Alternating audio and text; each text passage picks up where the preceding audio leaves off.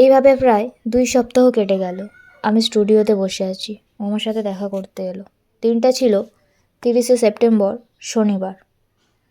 কিন্তু সেভাবে সেদিন কোনো কথা হলো না। জাস্ট চোখের দেখা দেখে চলে গেল। দেখতে দেখতে প্রায় দুর্গাপুজোর সময় চলে এলো। ও আমাকে বলল, কি গো, পূজাতে যাবে না? না, কেন? তুমি যাবে না তাই। আমি যাব না তো কি হয়েছে? তুমি যাবে। না বললাম তো, আমি যাব না। তুমি না গেলে আমি যাব না। তুমি বুঝতে পারছো না কেন? আমার বাড়ি থেকে তো ছাড়বে না, তাই না? তো কি হয়েছে? তুমি যাবে না আমার সাথে, আমিও যাব না।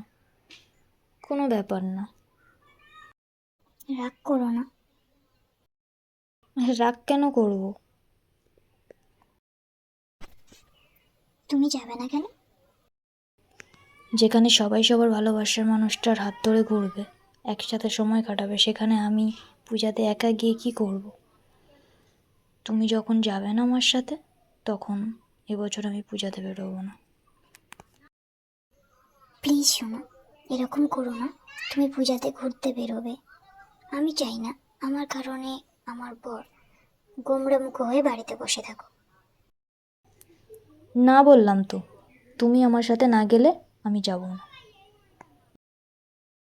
এই বাবু, আমি গেলে তুমি যাবে তো?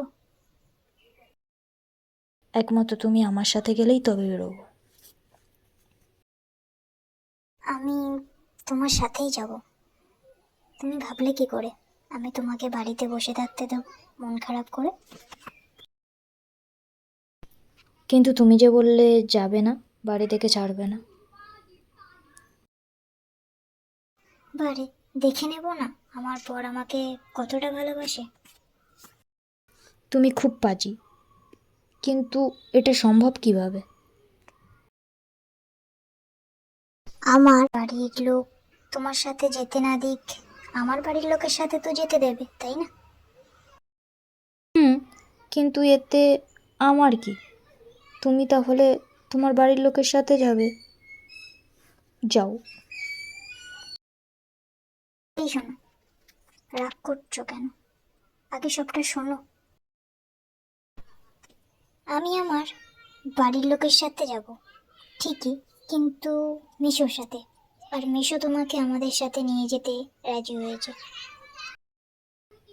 তোমার মিশো যাবে, আমি যাব না। এই দেখো, রাগ করো না, বোঝার চেষ্টা করো। এমনিতে আমি তোমাকে কাছে পাই না, আর পূজার এই দিনগুলোতে সব চেয়ে বিয়ে করতে যাবে, আমার মন খারাপ হবে।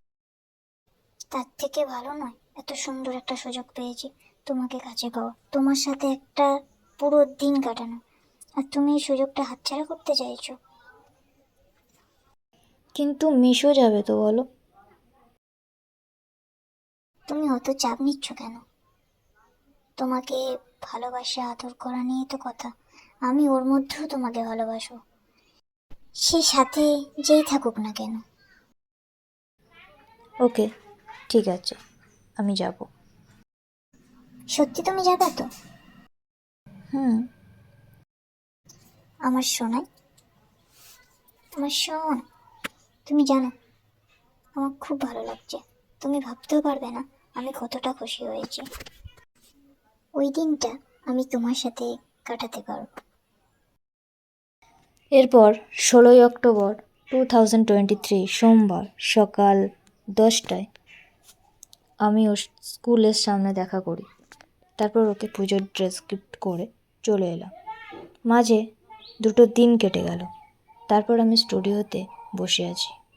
19 অক্টোবর 2023 11:30 নাগাদ, বৃহস্পতিবার, ও আমার স্টুডিওতে আসে। এই দেখো, আসবো। আমার কাছে আসতে পারমিশন লাগবে বুঝি? অবশ্যই। আচ্ছা, তুমি এখন এখানে স্কুলে যাওনি? না, আজ যাইনি। কেন? ভালো লাগছিল না তাই। ওকে, ঠিক আছে। আচ্ছা, আমি তোমাকে একটা জিনিস দেবো, একদম না করবে না কিন্তু। ও তাই? কিন্তু কি? তুমি বকবে না তো আমাকে? আমি কখনো অকারণে তোমাকে বকেছি? না, কিন্তু কোনো কিন্তু না। কি দেবে দাও। এ নাও, ধরো। এরপর আমি হানিরাতে একটা ফ্যাশন ব্যাগ ধরিয়ে দিলাম। কি আছে এতে? খুলে দেখো। এরপর আমি খুলে দেখি ওতে একটা ব্ল্যাক কালারের টি শার্ট আর রেড কালারের শার্ট আছে। এগুলো কি? তুমি তোমার টাকা কেন খরচ করেছো? তুমি যখন আমাকে ড্রেস দিয়েছিলে, আমি তোমাকে কোনো কথা বলেছিলাম? না, কিন্তু কোনো কিন্তু না। আমি আমার প্রিয় মানুষটাকে পুজোতে কোনো উপহার দেবো, তা কি করে হয়? কিন্তু এতগুলো টাকা বেকার খরচ করার দরকার কি ছিল তোমার? চুপ, আর একটাও কথা বলবে না। এবার আমি যা বলবো তুমি চুপচাপ শুনবে। পূজার দিন আমি তোমার দেওয়া ড্রেস আর তুমি আমার দেওয়া ড্রেস পরবে, ওকে? পাগলি। না না, একটাও কথা শুনতে চাই না। তোমার আর আমার ম্যাচিং ড্রেস। আচ্ছা বাবা, ঠিক আছে। গুড।